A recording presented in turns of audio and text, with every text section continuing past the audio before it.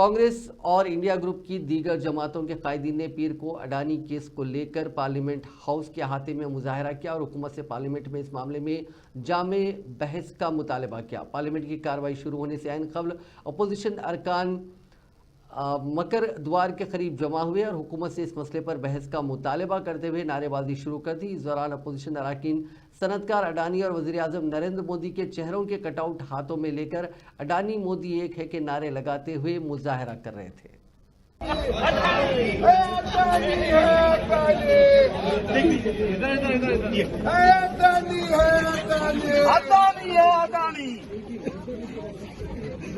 मेरे लिए करता है। आप क्या क्या बोल रहे हो? मैं कुछ भी चाहता हूँ। क्या चाहते हो आप? कुछ भी पोर्ट चाहिए, एयरपोर्ट चाहिए, कुछ भी देश में। अगला आप क्या लेने की कोशिश कर रहे हो? वो उसके लिए अभी हमारा मीटिंग अभी शाम को है। आज डिसाइड कर देंगे कि जो भी करता हूँ ये बाई होने तक भैया ये पार्लियामेंट छोड़ देने भैया। वो देखते हैं। अब तो आपका रिश्ता, आपके रिश्ते के बारे में थोड़ा बताइए भाई।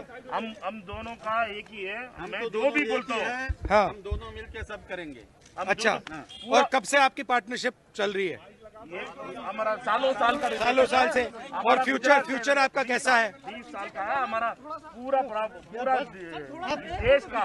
ये इंडिया में हूँ। अच्छा, ये आपके कारण पार्लियामेंट क्यों नहीं चलने दे रहे हैं?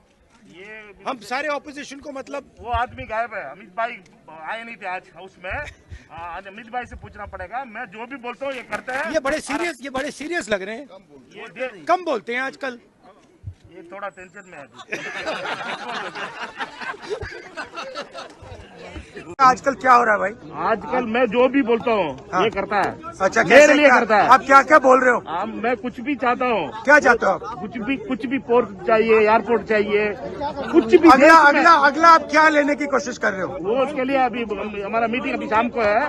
करके आज डिसाइड कर देंगे कि मीन्स हमारे लिए मैं जो भी करता हूँ ये बाई होने तक मेरे लिए कोई तकलीफ नहीं है। पार्लियामेंट छोड़ देने भैया। वो देखते हैं।